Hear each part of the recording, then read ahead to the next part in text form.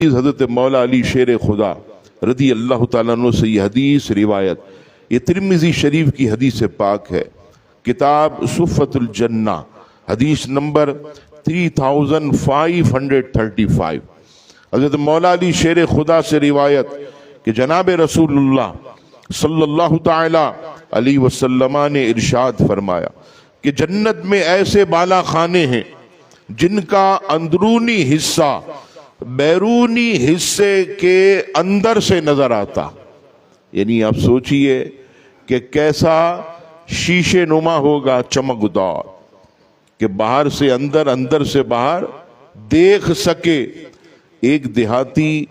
کھڑے ہوئے، صحابی رسول، عرض کی یا رسول اللہ، یہ جن بالا خانے جنت میں آپ ذکر کر رہے ہیں یہ کس کو ملیں گے؟ یہ کس کے لیے؟ کون خوش نصیب ہے؟ تو آقا کریم علیہ السلام فرماتی ہیں اس کے لیے جس نے اچھی گفتگو کی، جس نے اچھی گفتگو کی، نمبر 2 کھانا کھلایا، نمبر 3 رات کے وقت جب لوگ سو رہے ہوں تو وہ 2 رکعت نماز پڑھ لے، چوتھا ہمیشہ روزہ رکھنے والا۔ اب دیکھیے یہاں پہلی جس نے اچھی گفتگو کی، یہاں دیکھیے کسی سے پتہ پوچھیں، کوئی بات پوچھیں تو منہ ٹیڑھا کر کے ایسے کرے گا، او بھائی نہیں بتانا تو منع کر دے، کوئی ہم پر احسان کر رہا ہے تو ہیں، کوئی ہم تجھ سے قرض لینے آئے ہیں، رکشے والے کو پوچھے بھائی ہمیں لائنز ایریا جانا ہے تو ایسے منہ ٹیڑھا کر کے نکل جائے گا، ارے بھائی نہیں جانا تو بول دے منہ سے، اللہ نے زبان دی ہے، ویسے تو بڑی ٹر ٹر ٹر کرتا لیتا ہے، چیختا ہے، چلاتا ہے، چرسی موالی کی طرح لڑتا رہتا ہے روڈ پہ، اور جب کوئی کسٹمر آتا ہے تو اس کو صحیح جواب دینے کے لیے منہ نہیں ہے تیرے پاس۔ تو یہ عوام کا حال آپ ہاتھ ملائے تو ادھر دیکھ رہے ہوں گے، وہ خدا کے بندے اس سے ملا رہا ہے میرے سے ملا رہا ہے۔ یہ آپ دیکھیے کہ اچھی بات کرنا بھی آج ہمارے ادھر عزیزان گرامی بالکل مفقود ہو گیا۔ لوگ بیچارے سمجھتے ہیں کہ اچھی بات کریں گے تو بھی پیسے دینے پڑیں، اگر ہم نے میٹھی بات کی تو بھی پیسے دینے،